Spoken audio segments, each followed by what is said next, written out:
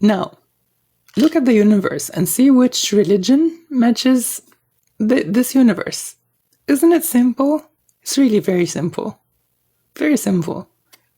You have many religions and one universe. So which one should we start with, logically?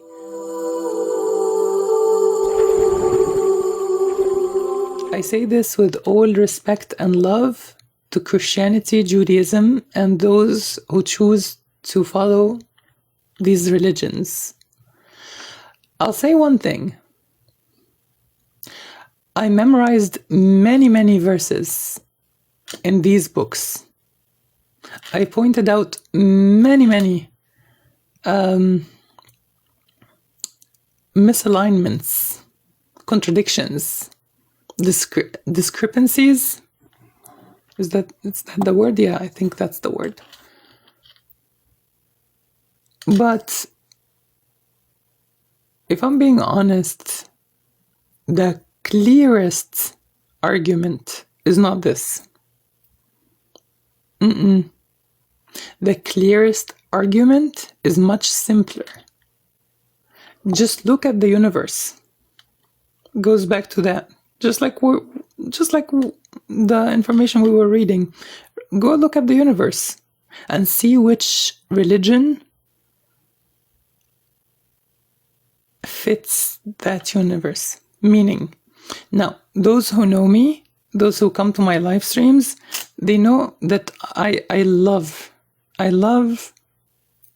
jewelry and accessories, and I like things to match. For example, this Islamic pin, I have one in silver to fit my silver jewelry. I have one in gold to fit my gold jewelry, and I have one that is white and green to fit things that are not so much silver, not so much gold. I like to match. Why? Because I see beauty when things match. Why? Because harmony is a universal good. Chaos is a universal bad, for example. So when things are harmonious, whether it's something that you see or something that you hear or something that you even taste, things that work well together makes you feel good. They are more natural, more appealing. There's beauty in things matching.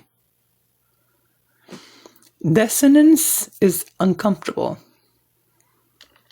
When you hear a piece of music that has a chord,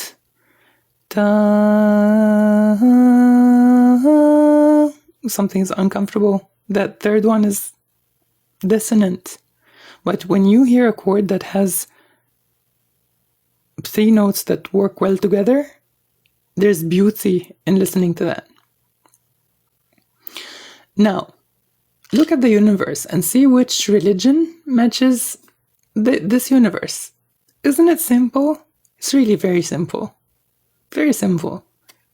You have many religions and one universe. So which one should we start with, logically? Do we follow each religion and go in depth? This rabbit hole in every religion could take years, decades, and you still could be diving deep into that knowledge and not even live long enough to finish it. But it's much easier and logical to start from the universe. Notice the patterns in the universe and look at what options of religion you have and go like, this one, no, it doesn't fit the universe. This one, yeah, that's the one. Okay, so let's try to do this. And I know it's taking us away from studying, but it's for a good cause. And I never said this before. So, Khalil, if you're watching, please record this. Okay. Let's look at one of the patterns of the universe. The fact that things spread out. Right? Everything spreads out. A father and a mother two individuals, they have kids, their kids have kids, we're spreading out. Even the planets, which is another miracle of the Qur'an, that God said we created the universe and we are continuously expanding it. It's only recently that science discovered that the universe is actually expanding, and that's how the Big Bang Theory was born or came about. Look at a tree. One trunk, many branches, many roots. One seed produces many seeds. Things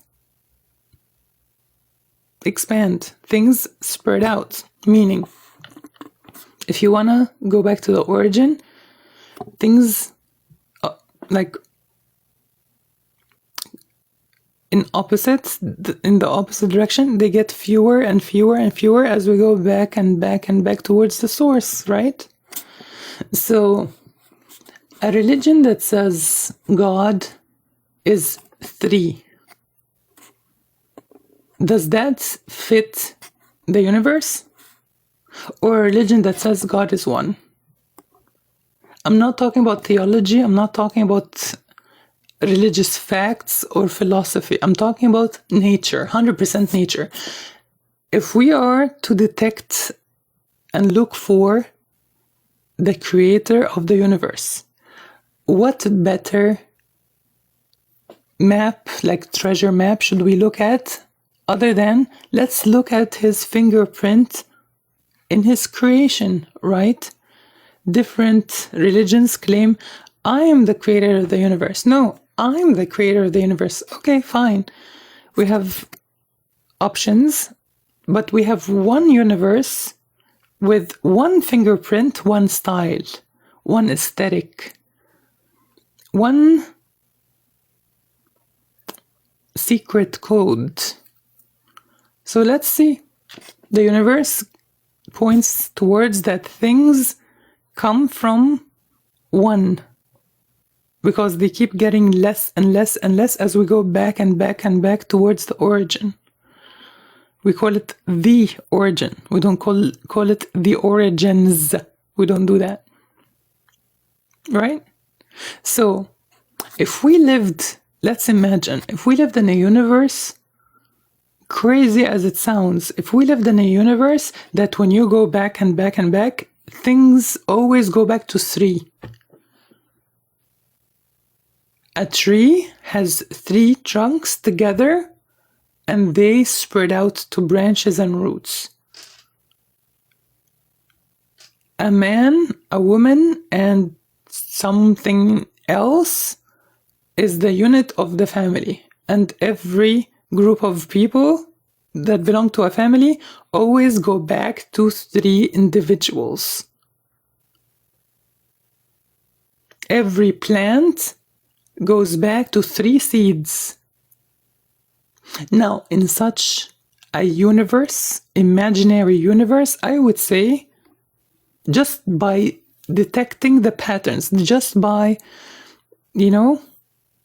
holding my magnifying glass and playing, detective, I would say, even if I don't read any religion or any holy book, I would say, based on the evidence, God is three.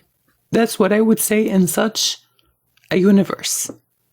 But the one that we live in right now, this reality points at that everything, as we go back to source, it points at one. Pointing at three is unnatural. It doesn't fit this reality.